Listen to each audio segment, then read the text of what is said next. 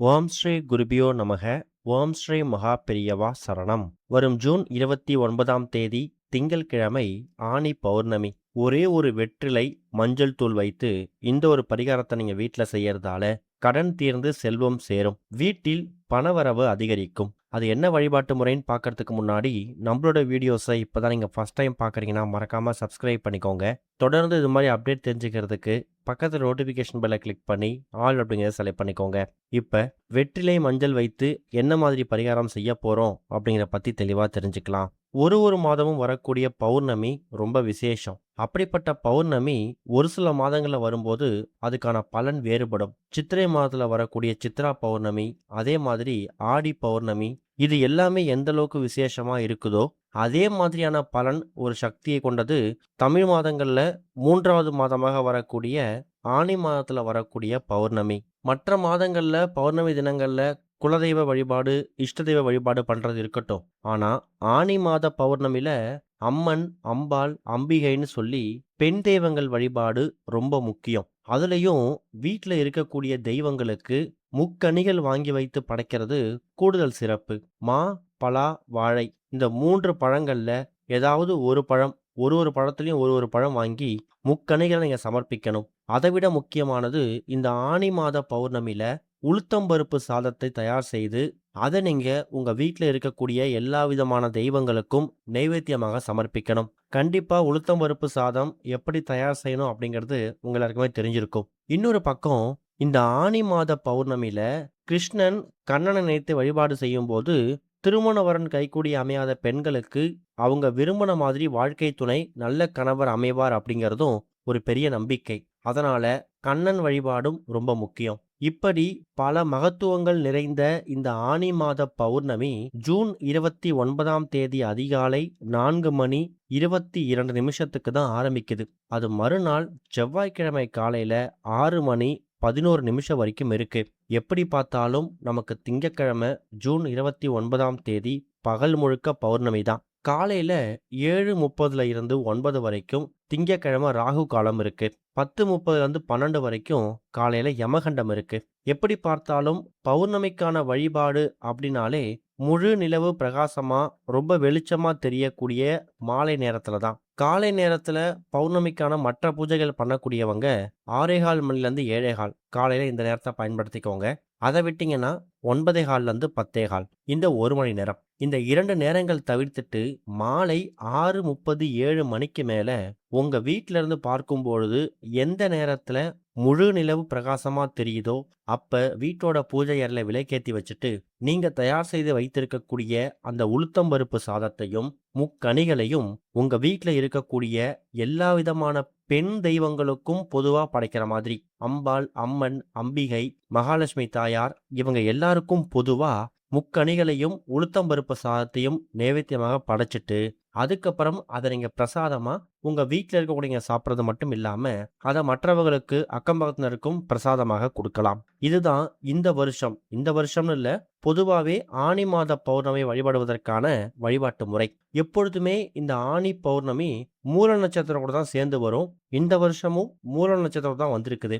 இப்படி பல மகத்துவங்கள் நிறைந்த இந்த ஒரு ஆனி மாத பௌர்ணமி தினத்துல நாம சொல்லக்கூடிய இந்த ஒரே ஒரு வழிபாடு வெற்றிலையும் மஞ்சள் தூளையும் வைத்து பண்ணக்கூடிய வழிபாடு இருக்குல்ல, இது உங்களுக்கு வாழ்க்கையில பல மாற்றங்களை சுபிக்ஷத்தை ஏற்படுத்தும். இந்த பரிகாரத்தை எத்தனை மணிக்கு பண்ணலாம்? ஜூன் 29ஆம் தேதி மாலை 6-7 மணிக்கு மேல முழு நிலவு தெரியக்கூடிய அந்த நேரத்துல வீட்டோட பூஜை அறையில எல்லா விதமான பூஜைகளையும் முடிச்சிட்டு ஒரு 5 நிமிடம் செலவு பண்ணி இந்த பரிகாரத்தை பண்ணுங்க.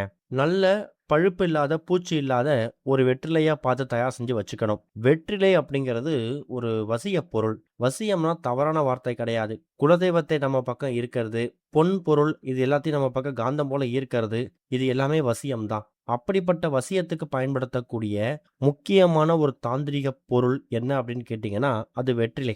அப்படிப்பட்ட வெற்றிலையை கழுவி சுத்தப்படுத்தி வச்சுக்கோங்க.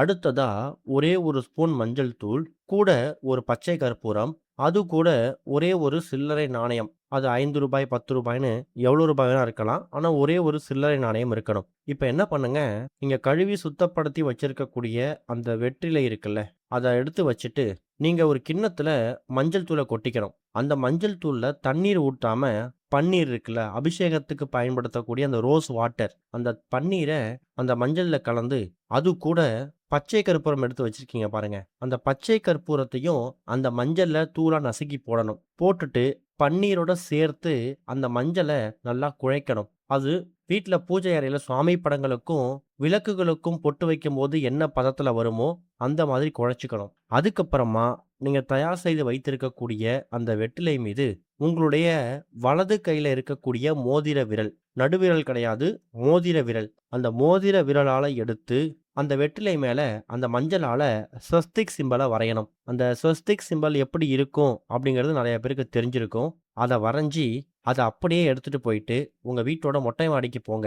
அங்க முழு நிலவு பிரகாசமா தெரியுது இல்லையா? அப்ப அந்த முழு நிலவு வெளிச்சத்துல அந்த வெற்றிலைய உள்ளங்கையில ஏந்தி, அந்த ஸ்வஸ்திக் சிம்பல் வரைஞ்சிருக்கீங்கல்ல, அந்த நடுவுல அந்த சில்லறை நாணயம் ரூ. 5 ரூ. 10 தயார் செஞ்சு வச்சிருப்பீங்க. அத அந்த ஸ்வஸ்திக் சிம்பல் நடுவுல வச்சு, சந்திர பகவான் கிட்ட கையேந்தி, ஓம் சந்திரமௌலீஸ்வராய நமக, ஓம் சந்திர பகவானே போற்றி, இது மாரி உங்களுக்கு தெரிஞ்ச மந்திரங்கள சொல்லி, இருள்ல இருக்கக்கூடிய எங்க வாழ்க்கை, நீங்க எப்படி இப்படி பிரகாசமா இருக்கீங்களோ, அதே மாரி வெளிச்சத்துக்கு வரணும். இன்னொரு பக்கம் சந்திர பகவான் வந்து மனோகாரகன். வாழ்க்கையில ஏற்படக்கூடிய சண்டை சச்சரவுகள், மனக்குழப்பங்கள், கருத்து வேறுபாடு, இது எல்லாத்துக்கும் தீர்வு கொடுக்கக்கூடியவரும் இந்த பௌர்ணமி தினத்துக்குரிய சந்திர பகவான் தான். அப்படிப்பட்ட பிரச்சனைகளும் உங்க குடும்பத்துல இருந்துச்சுன்னா, அது எல்லாமே தீரணும்னு மனசார சந்திர பகவான பிரார்த்தனை பண்ணிட்டு, மறுபடியும் அந்த வெற்றிலைய எடுத்துட்டு வந்து உங்க வீட்டோட பூஜை அறையில ஒரு 5 நிமிஷம் வச்சுடுங்க. கடைசியா அந்த சில்லறை நாணயத்த மட்டும் எடுத்து நீங்க பத்திரப்படுத்தி செலவு பண்ணாத மாரி பார்த்துக்கணும். அந்த வெற்றிலைய ஒரு நூல் போட்டு கட்டி, உங்க வீட்டோட பூஜை அறையிலேயே எங்கேயாவது சுருட்டி ஒரு பொட்டலம் மாரி வச்சுக்கலாம். இல்ல நிலைவாசல்ல வைக்கிறதாலும் வைக்கலாம். இன்னொரு விஷயம், நீங்க ஒரு வெற்றிலைய தயார் செஞ்சு இந்த வாரம் வைக்கிறீங்க. ஜூன் 29ஆம் தேதி ஆனி பௌர்ணமி அன்னைக்கு வைக்கிறீங்கன்னா, சரியாக ஒரு 1 வாரம் கழித்து அடுத்ததாக வரக்கூடிய வெள்ளிக்கிழமையில பழைய வெற்றிலைய தூக்கி போட்டுட்டு, புதிய வெற்றிலைய இதே மாரி மாத்தணும். இத வந்து நீங்க வார வாரம் செய்யறது ரொம்ப விசேஷம். அதோட ஆரம்பம் வந்து இந்த ஆனி பௌர்ணமி தினத்துல பண்றது கூடுதல் சிறப்பு. ஒரு சிறிய வெற்றிலையால என்ன வந்துற போது, என்ன மாற்றம் வந்துற போது அப்படின்னு நினைக்கலாம். இது மூலியமா உங்களுக்கு எந்த விதமான நஷ்டமும் ஏற்பட போறது கிடையாது. ஆனா, ஒரு ரூ. 5 ரூ. 10 லாபம் கிடைச்சாலும், அதுக்கு நீங்க மட்டும் தான் அதிபதியா இருக்க போறீங்க. நம்பிக்கையோட பண்ணக்கூடிய எந்த ஒரு தெய்வீக சம்பந்தப்பட்ட விஷயங்களும் வீண் போகாது.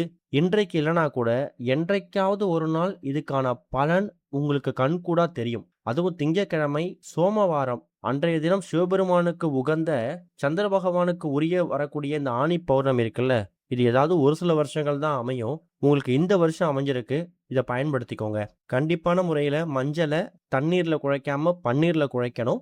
அது கூட கொஞ்சம் பச்சை கற்பூரத்த நுணுக்கி போட்டு, அதுல ஸ்வஸ்திக் சிம்பல வெற்றிலை மேல வரைஞ்சி, அது மேல சில்லறை நாணயத்த வச்சு தான் இந்த பரிகாரத்த பண்ணணும். ஓம் ஸ்ரீ குருபியோ நமக. ஓம் ஸ்ரீ மகா பெரியவா சரணம்.